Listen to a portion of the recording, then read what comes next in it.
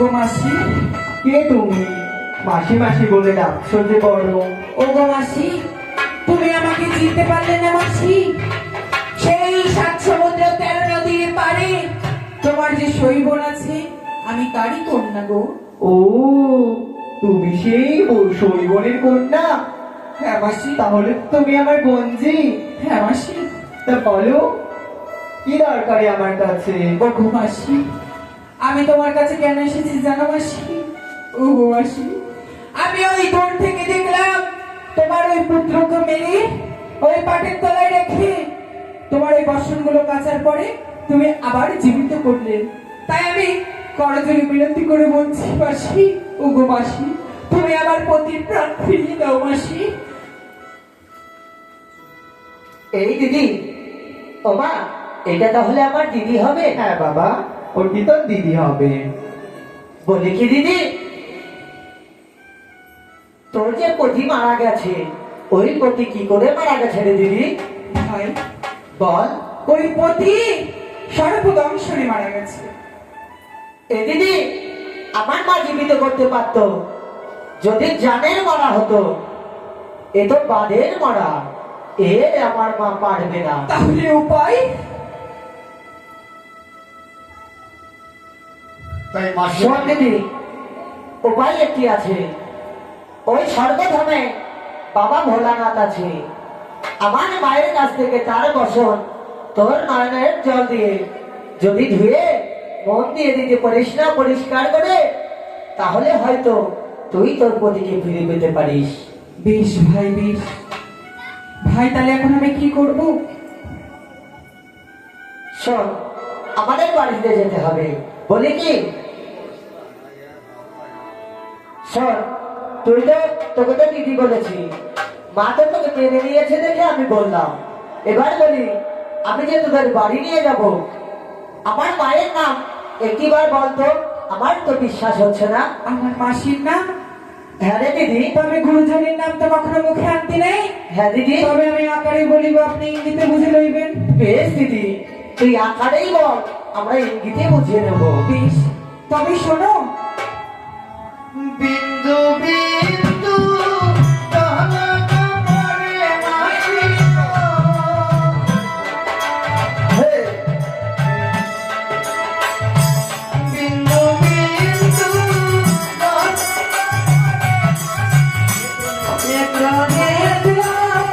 ঝলক পরে মাসি গো।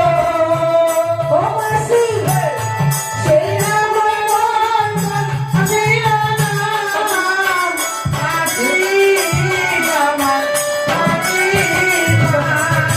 দয়া না করো, ওই আমার মাসিমা, দয়া করো। ও মা, বল বাবা। দিদি না খুব ভালো, তোমার নাম বলতে গিয়ে প্রায় আমার নাম বলে ফেলেছিল। বলি কি মা, একটিবার তোমার নাম তো বললো, তাহলে একটিবার ভাইয়ের নামটা জিজ্ঞাসা করো না, যে তোর ভাইয়ের নাম কি? বলছি তোমার ভাইয়ের নামটি বলো তো।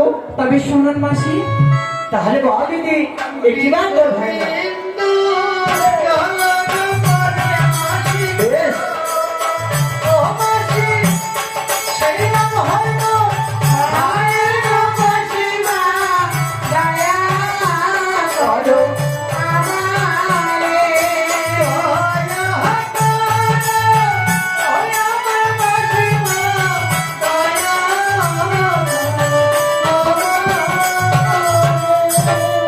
ও মা, এ তো দিদি সত্যি কথা বলেছে। ও মা, আর বিলম্ব করো না, ওই দিদিকে নিয়ে আমাদের বাড়ি চলো।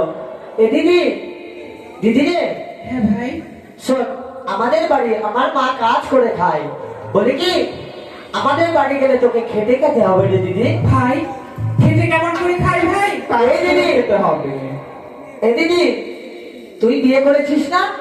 তোর শ্বশুর বাড়িতে যে কাজকর্ম করিস, ওই কাজকর্মগুলোকে খেতে খাওয়া বলে। ও, এই কথা।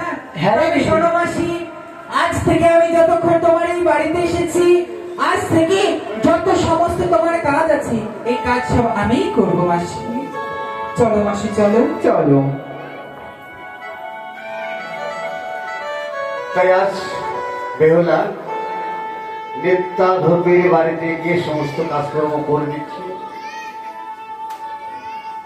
একদিন বলছে, মাসি তুমি তো রোজ রোজ বসন কাছো, আমাকে কি বসন দাও না? ও গো মাসি, বলো, তুমি তো রোজ ওই বসনগুলো কাচো মাসি, ওই বসনগুলো আমাকে দেবে মাসি? তুমি কি পারবে এই বাসন কাচতে? ও গো মাসি, একটিবার তুমি দিয়ে দেখো, যদি পছন্দ না হয় তুমি না আরেকটিবার কেচে নিও। বেশ। ও মাসি,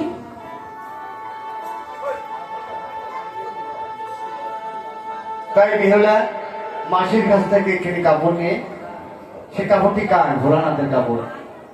তাই ভোলানাথের কাপড়টা এত সুন্দর করে কেটেছে তার নয়নের জল দিয়ে। নয়নের জল দিয়ে কাপড়টা কেটে পরিষ্কার করেছে, আর সেই বসনের অঞ্চলে লিখে দিয়েছে বাবা ভোলানাথের নাম।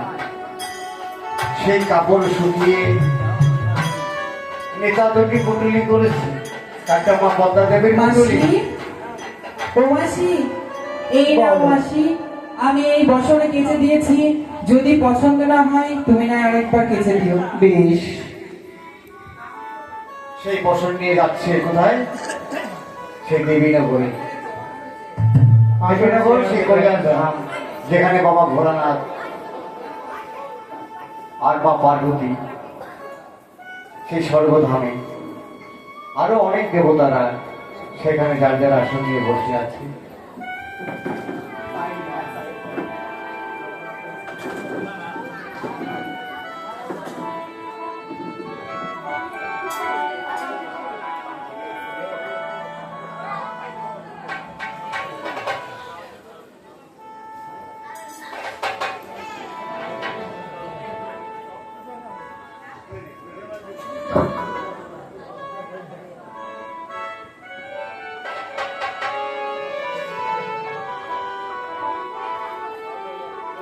ওগো পিতা, তব চরণে আমার শতকোটি প্রণাম পৌঁছে দিলাম পিতা, আপনি গ্রহণ করুন।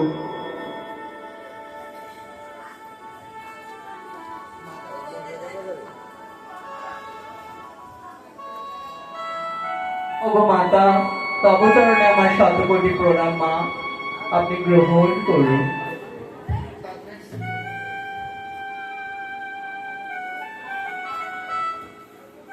আরে নেতা, বলুন পিতা।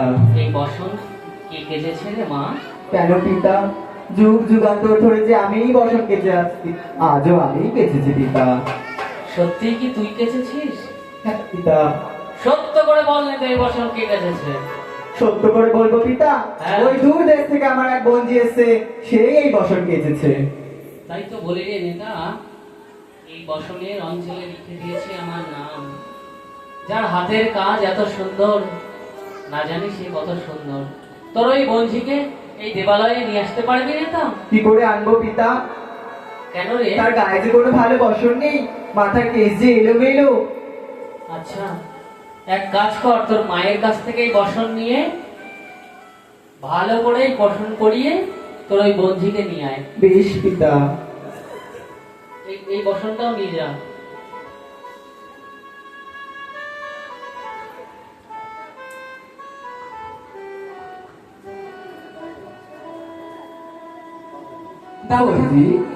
দাদা ঠাকুর, তব চরণে শতকোটি প্রণাম নেবেন। দিদা, তব চরণে শতকোটি প্রণাম নেবেন। তোমার শাখা সিঁদুর অক্ষয় হোক কন্যা। এ কি দাদা ঠাকুর, এ আপনি আমাকে কি আশীর্বাদ করলেন? কেন কন্যা? ওগো দাদা ঠাকুর, আমি যে বিধবা। বিধবা? তোমার ললাটে সিঁদুর জল জল করছে, তোমার হস্তে শঙ্খ, আর তুমি বলছো তুমি বিধবা? হ্যাঁ দাদা ঠাকুর, হ্যাঁ। বিধবা হয়ে এই দেবালয়ে কেন এসেছো? ওগো দাদা ঠাকুর, বিধবা হয়ে এই দেবালয়ে আসার আমার একটি মাত্র উদ্দেশ্য, আমার মৃতপতির প্রাণ ফেরানো দাদা ঠাকুর। শোনো কন্যা, মৃত ব্যক্তির প্রাণ কখনো ফিরিয়ে দেওয়া যায় না। এ কি কথা বলছেন দাদা ঠাকুর? কেন কন্যা? ওগো দাদা ঠাকুর, তাহলে আমি ভাববো যে দেবতাদের দেওয়া আশীর্বাদ ভুল। তুমি এই আশীর্বাদ প্রাপ্তি হতে চাও? হ্যাঁ দাদা ঠাকুর। শোনো কন্যা, এই আশীর্বাদ পেতে গেলে তোমাকে সতীত্বের কঠিন পরীক্ষা দিতে হবে। ওগো দাদা ঠাকুর, সেই শিশুকাল থেকে তো পরীক্ষা আমি দিতেই আসছি, তাই আপনি বলুন ঠাকুর যে কি পরীক্ষা আমার দিতে হবে। এই দেবালয়ে তোমাকে নৃত্য করতে হবে কন্যা। বেশ দাদা ঠাকুর, বেশ। তাহলে নৃত্য আরম্ভ করো। বেশ দাদা ঠাকুর। বাদ্য কর, বাজনা বাজাও। তাড়াতাড়ি।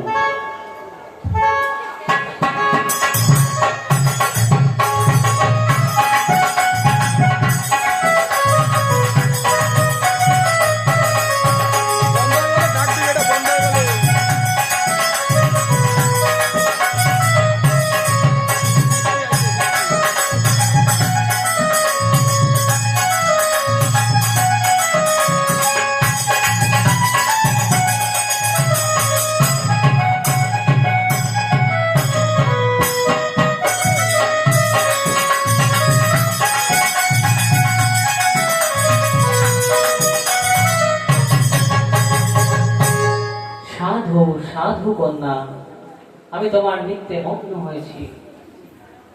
আচ্ছা কন্যা, তুমি তোমার পরিচয় দাও, কে তুমি? ওগো দাদা ঠাকুর, আমার পরিচয় তবে শুনুন দাদা ঠাকুর।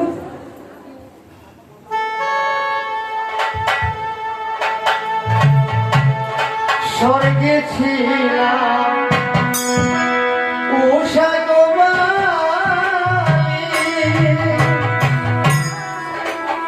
ও আমার দাদু গো, গেলাম মত ধামে গো দাদু, দিলাম আমার সত্য আচ্ছা, তুমি তাহলে স্বর্গের সেই উষাবালা, হ্যাঁ দাদা ঠাকুর। আর তোমার প্রতি অনুরোধ। হ্যাঁ দাদা ঠাকুর। আচ্ছা কন্যা, তোমার এখনো অবস্থা কেমন করে হলো বলো তো? এখনো অবস্থা তবে শুনুন দাদা ঠাকুর। সন্ধ্যারাইতে হইল মোর বিয়ে, আমার দাদু গো, গেলাম বাসর ঘরে গো দাদু, দিলাম আমার সত্য পরিচয়।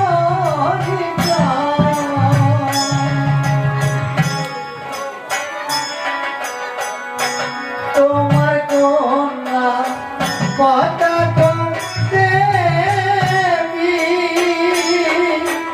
ও আমার দাদু গো,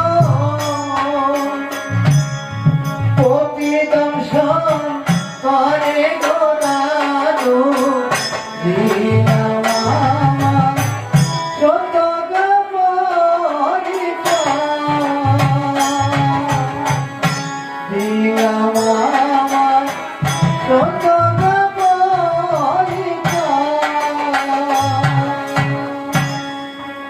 শুনলেন দাদা ঠাকুর, শুনলেন? আচ্ছা, তাহলে পদ্মা করেছে এই কাজ? হ্যাঁ দাদা ঠাকুর, হ্যাঁ। দাঁড়াও, নারদ, এই নারদ, নারায়ণ নারায়ণ, বলুন মামা। তোর বোন আমার বোন কি করেছে? পদ্মা পর্দা? যেখানেই থাকো, হ্যাঁ মামা। ধরে বেঁধে টানতে টানতে আমার এখানে নিয়ে আসবে, ঠিক আছে? ধরে বেঁধে টানতে টানতে নিয়ে আসবো? হ্যাঁ। বেশ মামা, একই নতুন বস্ত্র দাও ওর হস্তবন্ধন করার জন্য।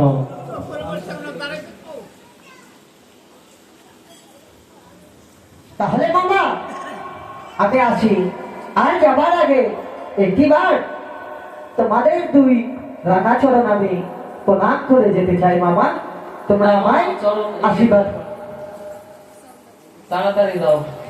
ও মামা, এই যে মামিমা, দুজনাই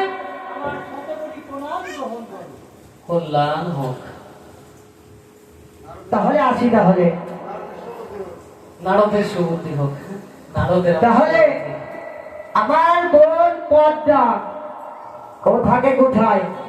পদ্মা থাকে ও ঝোড় জঙ্গলে করে বেশি। হ্যাঁ, ঝোড় জঙ্গলে বলে না। তাহলে দেখি আমি ওই পদ্মা দিদির বাড়ি যাবো। পশু বলে পশুবন পশুবন পশুবন পশু বলে পশুবন পশুবনে থাকে। তাই নাকি?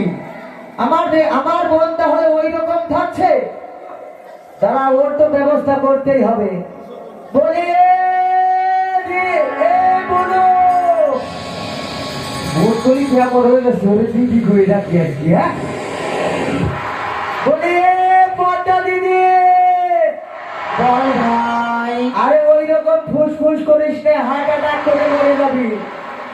শোন, এইদিকে আয় দিদি। বল। তুই কেমন আছিস?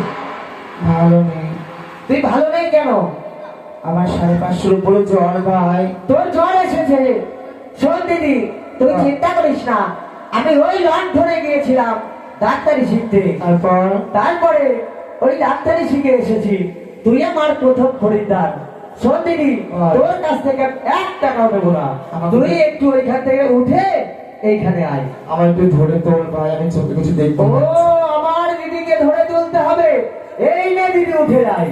এ দিদি, ওই যে তোর ফুস আছে না, ওই এ দিদি, ওইটা রাগ করিস না, ওকে তাড়িয়ে দে দিদি। ওগুলো তোমার সঙ্গে থাকে ভাই। এ দিদি, ওকে একটু আজকের জন্য তাড়িয়ে দে।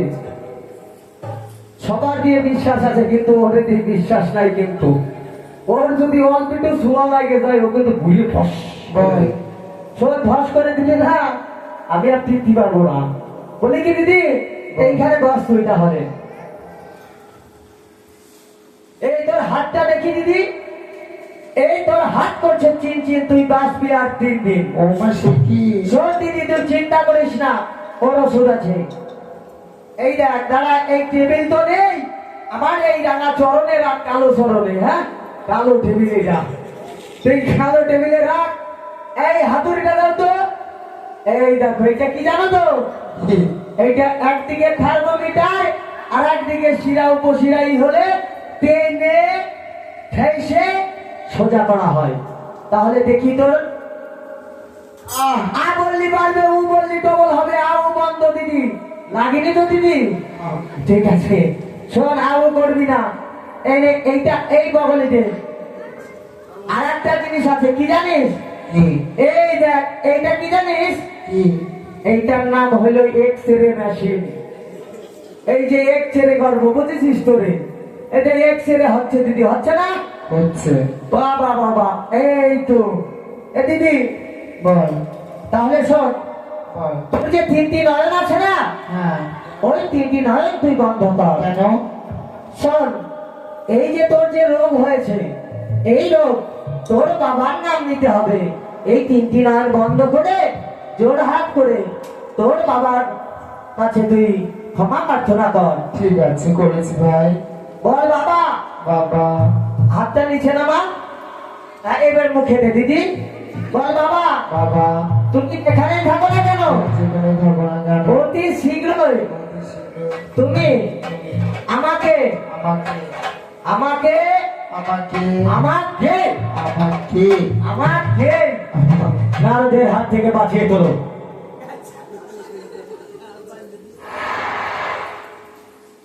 কি করলি ভাই? এই, কি করেছেন? এই, তোর জোর হয়ে গেছে নাকি রে? শোন, তুই তো তোর ভাই না হতিস না? আর তুই যদি আমার বোন না হতিস রে, তোর একদিন কি আমার একদিন। শোন, এটা আমার কথা নয়, ওই কৈলাস ধামের মামার কথা। তুই ওই মর্তে ধামে গিয়ে কার কি করে এসেছিস? ভালো কিছু করিনি ভাই। শোন, আমি ওইগুলো জানি না। তোকে নিয়ে যেতে বলেছে, বলেছে মামা তাও তো তোকে মারিনি, বলেছে আস্তে পিষ্টে বেঁধে মারতে মারতে নিয়ে আসবে। ভাই বল। তুই আমার হস্তবন্ধন খুলে দে ভাই। শোন বোন, বল।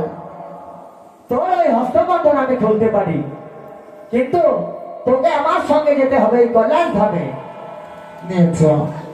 যাবি তো? শোন না, আমি এমনি খুলে দেবো তোর হস্তবন্ধন। কেন? বলি কি, আমি জানিস তো ঘুষ খাই। খাস তো?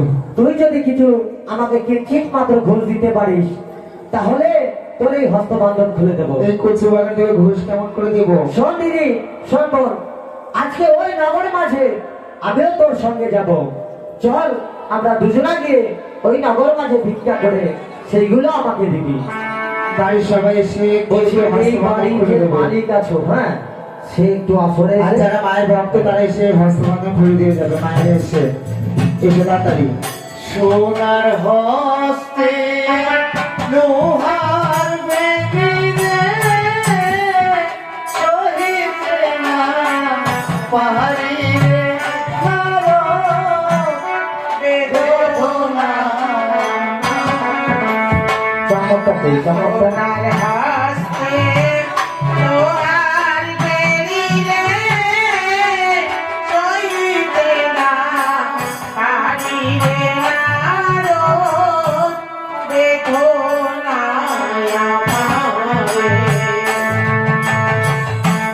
বন্ধন জ্বালা পরই জ্বালা রে সহিতে না পারি রে না। দেখি দিদি তোর চোখে দিদি আমারে বন্ধন জ্বালা বড় জ্বালা রে সইতে না পারি রে নারো বেদনায় আমারে। কোথায় আছে খেলার সাথী রে আসবে আমার কাছে আরো বেদনায় আমারে।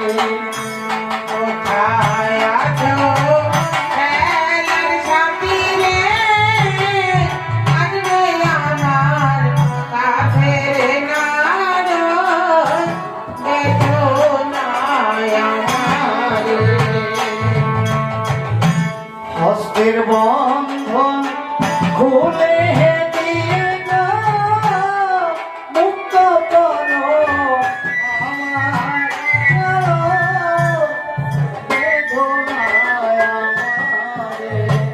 নারোর বেদনায় আমারে।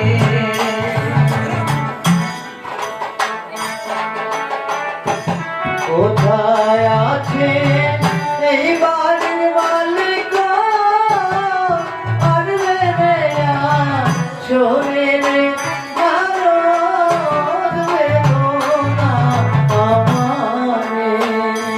কোথায় আছো এই বাড়ির মালিক সবাই আসলে আসবে নেয়া রোদে গোনারো বেদনা সবাই আসলে চল। আমারে। বেদনায় আমারে। আজ নারুল বল দিদি। এবার আমার হস্তবন্ধন খুলে দিয়ে তুই নগর নাচে চা। বেশ দিদি, দে আমার পাওনা ঘুরি। এই নে তোর হস্তবন্ধন খুলে দিলাম। পিতা আপনি আমায় কেন স্মরণ করেছেন পিতা?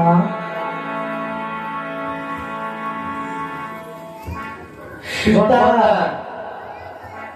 তুমি কেন স্মরণ করেছেন পিতা? ওই মত্তধামে সাত সদাগরের পুত্র লক্ষ্মীধরকে দংশন করছো, তার প্রাণ তোমাকে ফিরিয়ে দিতে। অসম্ভব।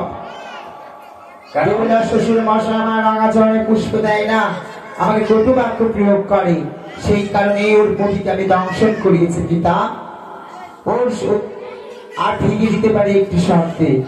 বেহুলা 33 কোটি দেবতার সম্মুখে বলুক ওর শ্বশুর মহাশয়কে আমার রাঙা চরণে একটি পুষ্প দেওয়া হবে, তাহলে ওর স্বামীর প্রাণ আমি ফিরিয়ে দেবো। ও গো মা, মাগো তুমি যদি আমার পতির প্রাণ ফিরিয়ে দাও মাগো, তাহলে এই 33 কোটি দেবতার মাঝে আমি দিন সত্য অঙ্গীকার করে বলছি মা, আমি আমার শ্বশুর মহাশয়কে দিয়ে তোমার ওই রাঙা চরণে একটিবার পুষ্পাঞ্জলি দেওয়াবো দেওয়াবো দেওয়াবো। বেশ, অতি উত্তম কথা। দাও তোমার স্বামীর অস্থিগুলোকে আমার হস্তে দাও, আমি জীবন দান দেব।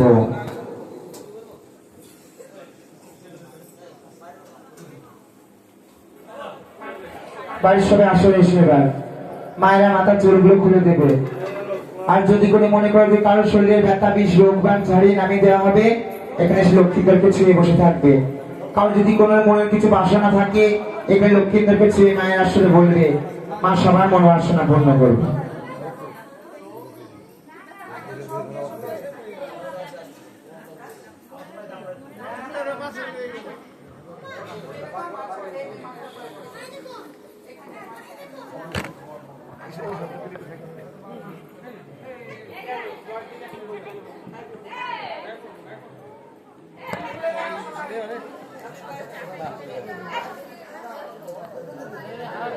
আমার কই আমার কই আমার কই